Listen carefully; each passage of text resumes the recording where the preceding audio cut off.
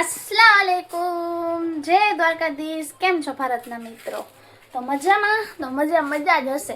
હવે આપણું છે ને अस्सलाम वालेकुम કેમ છો ભારતના મિત્રોમાં જય દ્વારકાધીશ એડ થઈ ગયું છે। આપણે એ બોલશે બરોબર। તો મારો વ્લોગ નથી આવ્યો બરોબર, 3-4 દિવસ થયા અને આજે આખી રાત લાઈટ નથી અને ઘરનું પણ મારાથી છે ને 2-3 દિવસ થયા કંઈ કામ નથી થતું। આમ જો આને સ્કૂલે પણ મારે કોક દિવસ તો છે ને સ્કૂલે પણ નથી મોકલી શકતી। 3 વાગ્યાની લાઈટ આવી ગઈ છે અને આટલી રાતે 2 વાગે સૂતા 3 વાગે લાઈટ આવી ગઈ। હવે એમાં ઉઠીને કેમ આને સ્કૂલે મોકલું? જો ઘરમાં મારે કાંઈ કામ થતું નથી। હું તો ઉઠી ગઈ હતી બેન, મમ્મીને ઉઠાઈ પણ ઉઠા જ નહીં। કેટલી ગરમી થાય છે। ઓય નીચે ઉતાર, કબાટ આવી પડશે તારા ઉપર। તો હવે ફાઇનલી છે ને ભારતના મિત્રો મારો પકડ ને આગળ છે ને મારો હાથ દુખી આવે છે। પકડ હાલે પકડ્યું પેલા ગરમી નું આગળ હા। તો ભારતના મિત્રો એમાં એવું છે કે 3 દિવસ થયા છે ને હું હળિયાપટ્ટીમાં પડી છું। એક દ્વારકાધીશના કૃપાથી છે મારું એક ડ્રીમ છે, મારું સપનું છે અને બહુ મોટું છે। પણ મને એમ હતું હું ખુદની મહેનતથી કરું, તો અત્યારે મારા ખુદની મહેનતથી ના જ સપનાની પહેલી સીડી મેં ચડી છું। જે શોપ ઉપરથી મને પૈસા આવ્યા હતા ને, જે 1 મહિનાનો મતલબ ટાર્ગેટ હિસાબ નીકળ્યો, એનાથી છે ને આપણે જામનગર મહાનગરપાલિકામાં આવાસના ફોર્મ ભરાય છે બરોબર। તો ફોર્મ ભરવાના પહેલાં આપણે દેવા પડે 7,500। તો એમાંથી મને પેમેન્ટ આવ્યું હતું શોપમાંથી। તો સરખું પકડ, આમ હલબલ ન કર। તો 7,500 રૂપિયા આપણે મને મળ્યું અને મેં એ પૈસા ઇન્વેસ્ટ કર્યા એ ફોર્મ ભરવામાં। અને એમાં ડોક્યુમેન્ટ છે ને ઓનલાઈન ફોર્મ ભરાય છે, કેમ કે પહેલાં ફ્રોડ થતા હતા।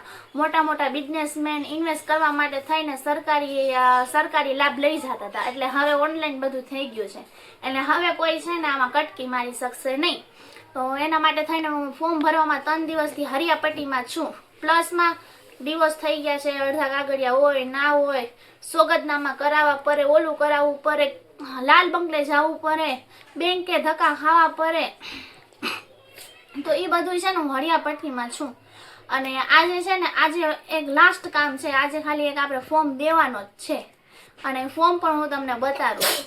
તો એવું છે ને પછી અહીંયાથી મારાથી કંઈ ઘરનું કામ પણ નથી થતું। ડાયરેક્ટ 4 વાગી જાય, 4-5 વાગી જાય અને ડાયરેક્ટ હું શોપ ઉપર રેકડી હાલી જાઉં અને માઇનોર મદીનાબેન એની મેરાએ ટ્યુશને હાઈલા જાય, એટલે વ્લોગ આવતો નહોતો ને આજે મને એમ થયું કે વ્લોગ બનાવવું છે, એટલે આજે મેં વ્લોગ લઈ લીધું હાથમાં।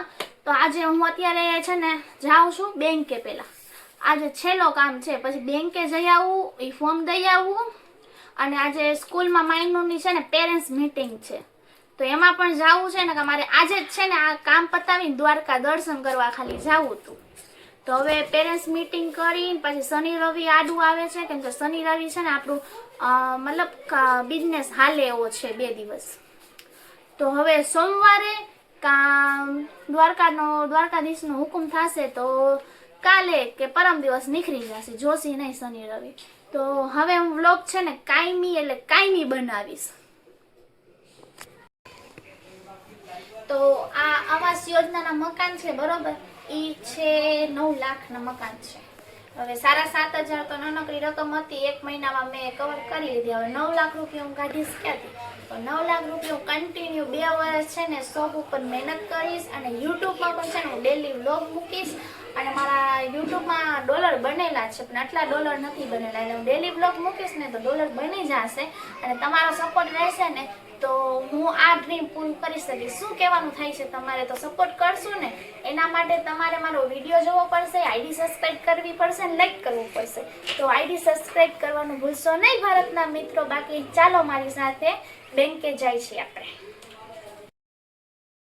જો બેંકે પહોંચી ગયા છીએ। હવે આપણે અંદર જઈ અને ફોર્મ છે એ આપણે આપીને સિક્કો સાઈન મરાવી પછી આપણો જે કામકાજ છે કામ પૂરું થઈ ગયું। હવે આપણે જાસી લાલ બંગલે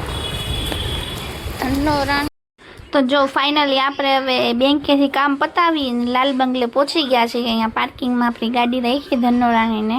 અને આમ જો હળિયું કાઢતા હોય તો આપણી હાલત કેવી થઈ જાય. પછી લિફ્ટની વેટ કરું છું કે લિફ્ટ આવે. પછી ઉપર પહોંચી ગયો જામનગર મહાનગરપાલિકા ઘરનું ઘર વસાવો છે.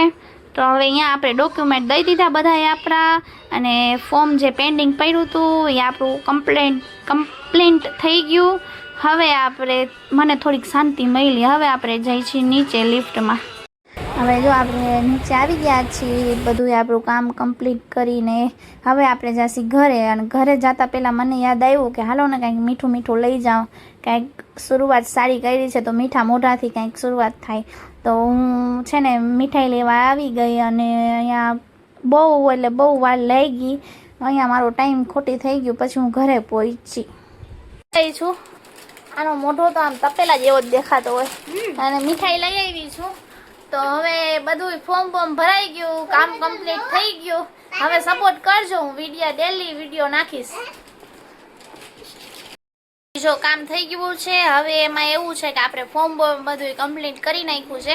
આજે 4 દિવસથી હેરાન થાઉં છું. ત્યારે આજે થઈને બધું પૂરું થઈ ગયું. જો તડકામાં રખડીને કાળી પડી ગયું તો. અને એમાં એવું છે કે હવે ડ્રો થાય ને તો નસીબ લાગે તો નસીબ.